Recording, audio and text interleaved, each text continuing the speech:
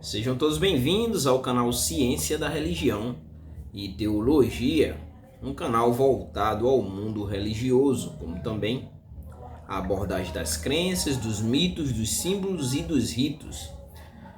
E no vídeo de hoje nós vamos dar continuidade, já venho abordando aqui no canal, mais precisamente esse é o terceiro vídeo. Nós vemos trabalhando a cristologia. O que seria a cristologia? A doutrina de Cristo, ou o que a Bíblia fala sobre Cristo e toda a sua expansão, toda a sua amplitude, em vários fragmentos, Então aqui nós estamos tratando as abordagens, hoje no vídeo sobre o adocionismo, nós vamos tratar sobre mais uma compreensão da pessoa de Cristo, Já fizemos uma abordagem, a primeira abordagem dentro desse campo sobre o arianismo, que trazia como filosofia que Jesus não era coeterno. Também o docetismo, que foi o vídeo anterior, Jesus não tinha um corpo real. Hoje, o adocionismo, e no próximo vídeo nós vamos falar sobre o apolinarismo, que será o quarto vídeo. Depois nestorianismo, monofisismo e monotelismo, E depois nós podemos estar procurando outras compreensões que surgiram ao longo da história e que trouxeram uma compreensão sobre Jesus Cristo, como o personagem central do cristianismo, Já vem a ideia de cristianismo, vem exatamente de Cristo. Tem algumas obras aqui que eu vou mostrar ou no decorrer do vídeo ou no final do vídeo. A gente vai aqui sendo orientado e trazendo uma compreensão pentecostal, O Espírito Santo vai nos orientando, Apesar que o vídeo dialoga com a ciência da religião, que é a minha formação como professor, Formado em ciência da religião, pós-graduado em teologia, ciência da religião e história das religiões. Então nós vamos colocando a teologia para estar dialogando com a ciência da religião. Como eu falei, no arianismo, Jesus ele é compreendido como sendo inferior ao Pai. Dá uma olhada aí na playlist Cristianismo e nesse vídeo sobre o arianismo, que no caso aqui, dentro do arianismo, ataca a divindade de Jesus. O docetismo, Jesus não tinha um corpo real, atacando a humanidade de Jesus. E hoje o adocionismo, Jesus ele é um filho adotivo de Deus. Nós vamos ver isso no desenrolar do vídeo, que vai, no caso do adocionismo, negar a divindade de Jesus, e como também a questão da encarnação do verbo. Esses dois pontos são os pontos principais, como também a compreensão da própria trindade. Então, o adocionismo, quando nós estudamos o adocionismo, quando você for estudar o adocionismo, você vai ver que ela é uma interpretação, uma antiga interpretação que dentro do cristianismo ortodoxo é considerado uma heresia cristológica, para a ciência da religião, ou mesmo assim, na minha compreensão como estudioso das religiões e até mesmo do cristianismo, por ter me dedicado anos e anos à teologia, eu olho assim, até mesmo para o cristianismo contemporâneo. Eu sempre sigo uma linha da gente entender a formação daquela linha de pensamento, tanto ao longo da história como no próprio período em que se desenvolveu. Existia um contexto, para a compreensão que foi tida sobre as doutrinas, não pegar somente com um olhar fundamentalista,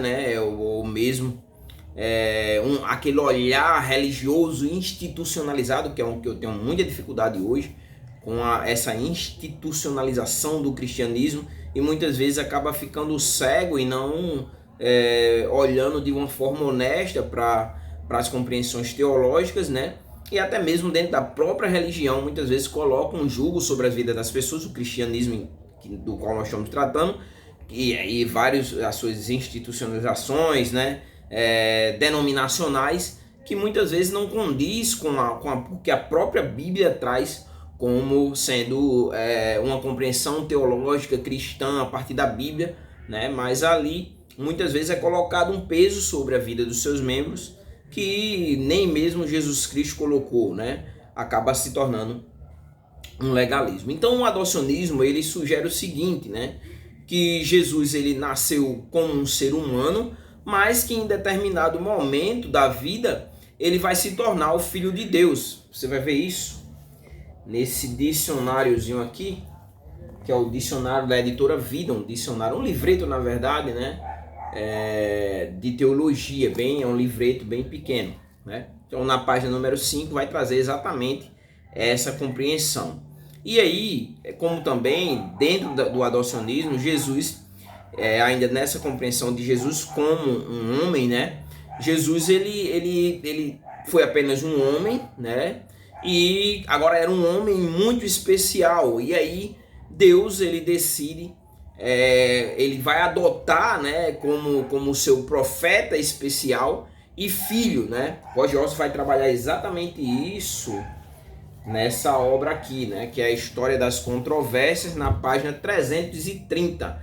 Ele vai trazer exatamente essa compreensão, né, de que Jesus ele era visto dentro do adocionismo como um homem, no entanto, muito especial e que foi adotado por Deus como seu profeta e filho, né? E aí, qual o momento? Normalmente, o consenso para a maioria dos anabatistas é que isso ocorreu no batismo de Jesus. Quando Jesus foi batizado, ali ele vai ser adotado por Deus como seu profeta e filho, né? E também descreve o seguinte, quando o adocionismo ele fala sobre Jesus, ele descreve como sendo a face humana de Deus, né? Ou ainda como deputado e representante divino entre os seres humanos, né? No entanto, rejeitando a igualdade de Jesus com Deus. Isso eles rejeitavam, né? Rejeitavam a compreensão de que Jesus ele teria uma igualdade, ou seria igual ao próprio Deus, né? Então nós vemos que destoa um pouquinho do cristianismo hegemônico ou dentro da teologia do cristianismo ortodoxo, né? Dentro da ciência da religião, destoando do pensamento que predominava, né? Ou mesmo que dominou o cristianismo, a sua teologia. No entanto, aqui nós temos uma compreensão diferente, que é, no caso, o adocionismo.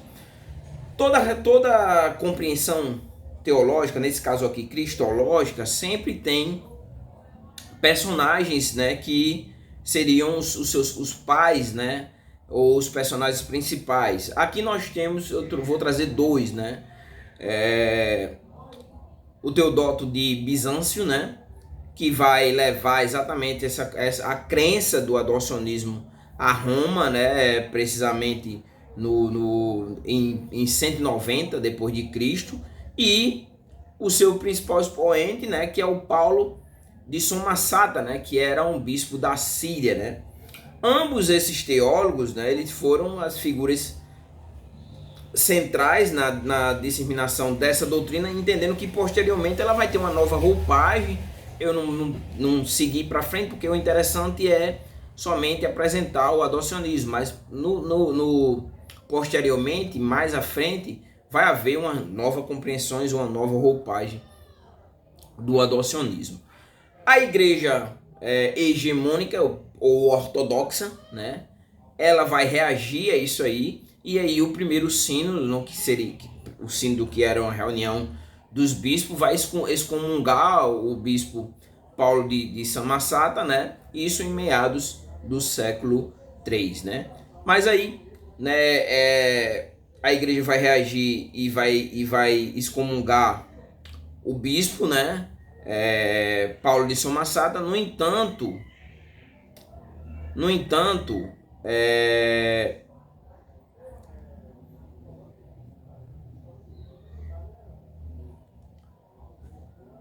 a doutrina ou essa compreensão teológica ela vai surgir, né, no final do século II e início do século III. Daí o bispo ser excomungado em meados do século III, né? E aí essa visão em si, é preciso entender teologicamente o que ela negava, né? E ela, além do seu ataque, ela negava a plena divindade de Jesus, né? Nós sabemos que para o cristianismo ortodoxo ou hegemônico, né? Eu vou tratar hegemônico porque é mais uma compreensão da ciência da religião. Vou deixar a parte ortodoxa da teologia um pouquinho de lado e vou seguir pela linha da ciência da religião. Então, negava exatamente a plena divindade de Jesus, né? E é que essa divindade seria desde o seu nascimento, já que nós vimos que ele como homem especial, ele vai ser adotado, né? E como consequência, né, vai trazer exatamente implicações dentro da doutrina da Trindade, né? E como também da natureza de Cristo, né? Sua dupla natureza, nesse caso, uma natureza divina humana desde a sua encarnação, né? Quando nós estudamos as compreensões teológicas, normalmente é preciso entender que elas têm uma base bíblica, né? Já que vem do cristianismo, com algumas exceções, né, de parte da tradição, elas sempre têm uma base bíblica. E aí os adocionistas, né, eles vão utilizar passagens bíblicas que apontam exatamente que Jesus foi adotado por Deus em algum momento específico, nesse caso aqui, no batismo, né? E aí eles citam, por exemplo, para validar a sua compreensão teológica, Mateus 3, versículo 16 e 17, né, que diz que assim que Jesus foi batizado, saiu da água, naquele momento os céus se abriram e ele viu o Espírito de Deus descendo como pomba e pousando sobre ele. O versículo 17 de Mateus 3 diz: então uma voz dos céus disse: este é o meu filho amado, em quem me agrado. Eles interpretam dessa forma a questão da adoção. Romanos capítulo 1, versículo 4 diz: e que mediante o Espírito de Santidade foi declarado Filho de Deus com poder. Declarado. Eles interpretam, traz essa interpretação aqui, né? O versículo diz: declarado Filho de Deus com poder pela ressurreição dentre os mortos, Jesus Cristo, nosso Senhor. Você tem que pegar esses textos e fazer a exegese a partir do cristianismo hegemônico para você entender como pensa a maioria dos reformadores ou os pais, que eu vou trazer daqui a pouco aqui, citações da patrística, né? Alguns teólogos da patrística, o que falam sobre essa temática, dentro dessa temática, ainda que não diretamente. E ainda Atos capítulo 13 e o versículo 33, que diz que ele cumpriu para nós, seus filhos, ressuscitando Jesus, como está escrito, né, no Salmo 2. Tu és meu filho, eu te gerei. Então tá aqui alguns textos para que você aprofunde, né, esses textos, vá adiante, né, na compreensão desses textos, faça a exegese a partir da sua teologia. Não sei se você é pentecostal, se você é reformado, né? Então faça a compreensão, vá buscar nos comentários que segue a sua linha teológica. A gente vai ver até algumas aplicações com referência a isso. E aí veja como é que é interpretado esses versículos, fazendo contraponto exatamente ao adocionismo. E aí também existe alguns pontos divergentes do cristianismo hegemônico, né? E o primeiro é com relação à negação da divindade eterna de Cristo, né? Já que eles afirmam que Jesus foi meramente humano até ser adotado por Deus, eles comprometiam exatamente a doutrina da encarnação, que é crido pelo cristianismo de uma forma geral, né? E também a doutrina da Trindade. Outro ponto divergente é com relação à própria divisão, né, na natureza de Cristo, né? Já que eles afirmavam que a divindade de Cristo foi um status conferido e não inerente, Cristo já não nasceu com esse status de divindade, mas que foi um estado que foi conferido, e nós vimos nesse caso aí no batismo, né? E como consequência, né, eles criam exatamente uma divisão artificial na natureza de Jesus. A igreja vai rejeitar o adocionismo, né? Ele vai ser rejeitado pelos concílios, e o concílio ele vai ser condenado pelo segundo concílio ecumênico em Nicéia em 787. Vai ser exatamente condenado, né? A afirmação do concílio vai trazer exatamente a plena divindade e humanidade de Cristo, isso desde o seu nascimento, desde a sua concepção, né? Ou desde a sua encarnação. Aqui eu quero trazer também, né, para a gente aprofundar o nosso estudo, né, algumas citações, e eu já trouxe citações de teólogos puritanos, já trouxe teólogos reformados, né? Quando uma temática seguir mais ou menos uma linha pentecostal, vou trazer a compreensão de teólogos pentecostais também, né? Mas aqui eu quero trazer, já que essa doutrina ou essa compreensão cristológica vai surgir no final do século II para o século III, eu quero trazer aqui a patrística. E aqui eu quero trazer Inácio de Antioquia, na carta aos Efésios 7.2, né? Ele diz o seguinte: há um só médico, carnal e espiritual, gerado e não gerado, Deus em carne, vida verdadeira na morte, tanto de Maria como de Deus, né? Primeiro passível e depois impassível, Jesus Cristo, nosso Senhor. Irineu de Lyon, em uma das suas obras clássicas, né, que é Contra as Heresias, no livro 3 e o capítulo 16, ele diz assim: quando ele, Cristo, foi feito homem, ele também foi feito nosso Salvador. Aquele que é o Verbo eterno de Deus não precisou ser adotado, pois ele mesmo é o Filho de Deus em essência e verdade. Exatamente aquilo que o adocionismo nega, né? Outro autor da patrística, né, que é Tertuliano, em sua obra Contra Praxeas, no capítulo 27, ele diz o seguinte: o Filho de Deus foi sempre gerado por Deus, sem princípio nem fim, sempre filho, não foi adotado, mas gerado pela substância do Pai, né?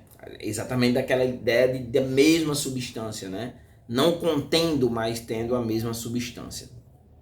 Origens, né, em sua obra Contra Celso, no livro 2 e o capítulo 9, ele diz o seguinte: a igreja inteira, reconhecendo Jesus como Filho de Deus, não ensina que ele foi adotado em algum momento, mas que ele é o Filho eterno e consubstancial ao Pai. E o último aqui que eu quero trazer, que é Atanásio de Alexandria, sobre a encarnação, no capítulo 2, ele diz o seguinte: a palavra foi feita carne, para que nós pudéssemos ser feitos participantes na natureza divina. Aquele que é consubstancial ao Pai se fez consubstancial a nós. Então aqui falas, né, para que vocês reflitam sobre alguns autores, né, da patrística, ali bem próximo de quando surgiu ali, ou contemporâneo de quando surgiu essa heresia, né?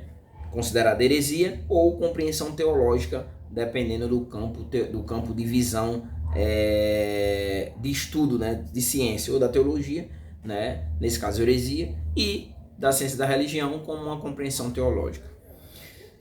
Que reflexão nós podemos tirar então, né? Como nós podemos refletir? A primeira coisa é porque o cristão deve estudar o adocionismo, né? Já que os cristãos sempre atacam, para que eu preciso estudar isso, né? Ou mesmo as pessoas que desconhecem, né? Mas para o cristão em específico, porque eu preciso estudar o adocionismo, ou porque eu preciso entender essas concepções cristológicas? A primeira coisa é para que você entenda a visão, né? Você só vai entender a visão se você estudar. E o outro ponto é com relação mesmo a fazer apologética, né? Ou mesmo refutar compreensões que destoam da sua, né?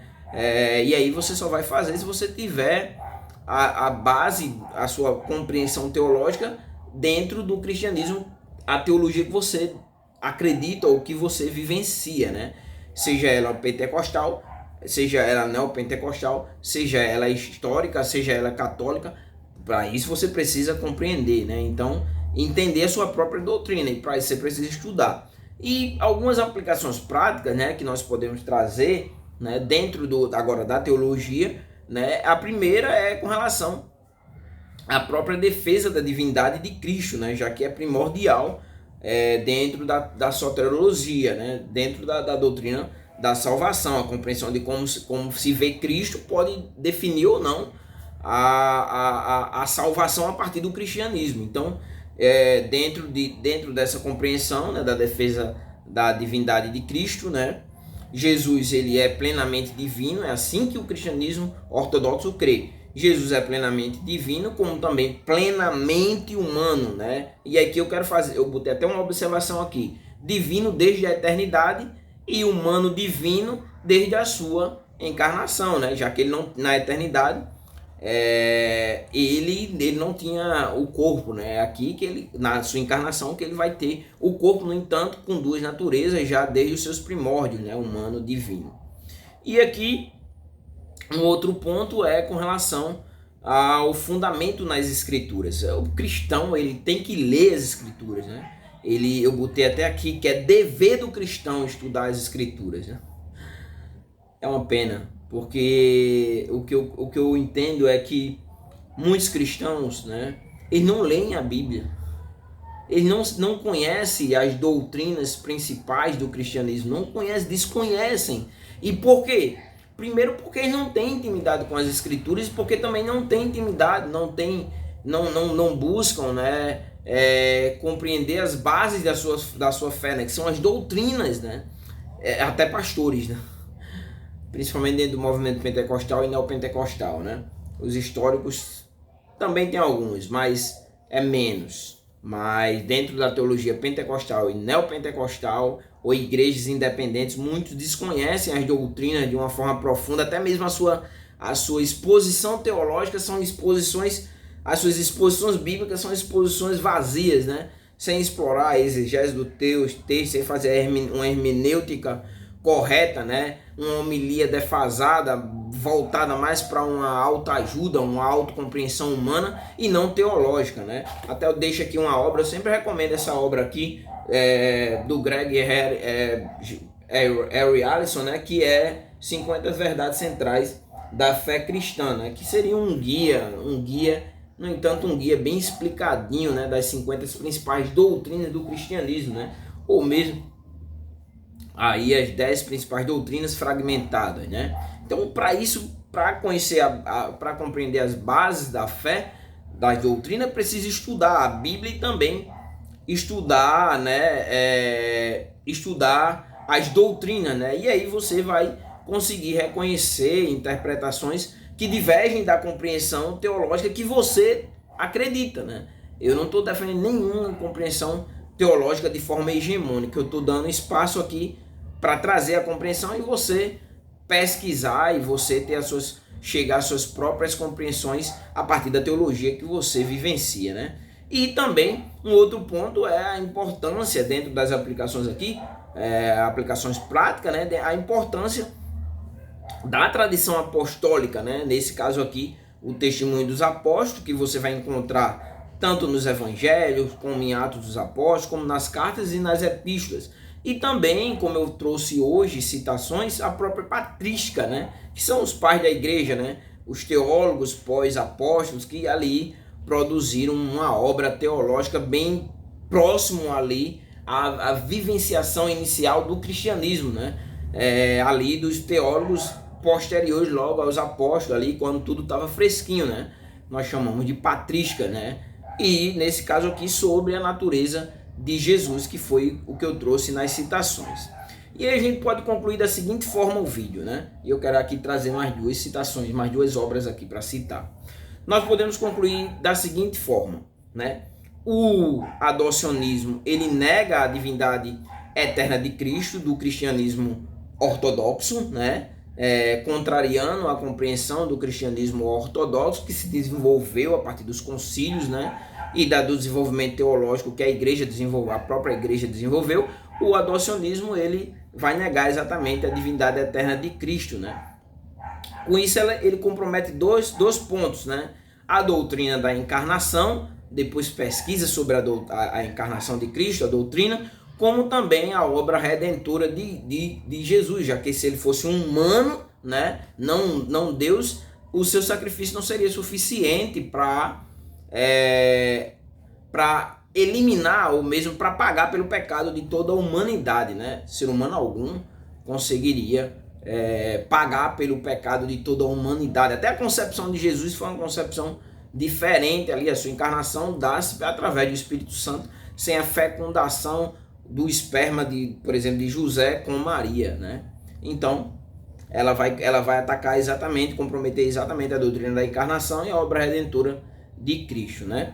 E aí, o contraponto teológico, né, ortodoxo, aqui teologia cristã, né, hegemônica, né, vai afirmar exatamente alguns pontos. Primeiro, né, a plena divindade, né, de Jesus, né, como também a sua plena humanidade, tanto a sua plena divindade como a sua plena humanidade desde a sua encarnação, como também, que nesse caso aqui, desde o seu nascimento, né, e também o reconhecimento da importância da encarnação para a fé cristã, da importância de estudar a cristologia, né, e também a salvação dentro do cristianismo. Esses pontos são os pontos, né, os contrapontos teológicos para a importância de estudar essas doutrinas. Quero trazer aqui também 2 obras, né, ainda para complementar, 5 obras estou trazendo. Essa aqui do Zacarias de Aguiar, eu sempre estou apresentando ela porque, para começar, eu indicaria ela para você começar a estudar as doutrinas, né? As doutrinas são estudadas a partir da teologia sistemática. As principais doutrinas do cristianismo, né? Elas são estudadas a partir das teologias sistemáticas. Inclusive, tem uma playlist aí sobre teologia sistemática, do qual eu até tenho que atualizar esses vídeos, porque tem algumas teologias sistemáticas que eu já adquiri, para que você veja o que é uma teologia sistemática, como elas são divididas, teologia sistemática para pentecostais, para teologia reformada, as teologias diferentes, teologia sistemática. Então, recomendo que vocês assistam esses vídeos aí dentro da playlist Teologia Sistemática. Então, essa obra aqui, Manual de Teologia Sistemática, do Zacarias de Aguiar, né? É uma obra bem sintética, né? No entanto, muito boa. Vai dar um norte para você que quer estudar as doutrinas. Nesse caso aqui, com uma compreensão reformada. É um teólogo reformado. E um clássico, né? Esse clássico aqui é em 4 volumes, né? Do Herman Bavinck, ou Herman Bavinck, né? Vai depender da pronúncia. Mas Herman Bavinck, eu prefiro pronunciar dessa forma, né? Que é a dogmática reformada, né? E essa obra aqui em específico, que vai falar sobre Cristo, ela aborda a mateologia e a cristologia, a salvação em Cristo. É o 3º volume, organizado por John Bolt, né?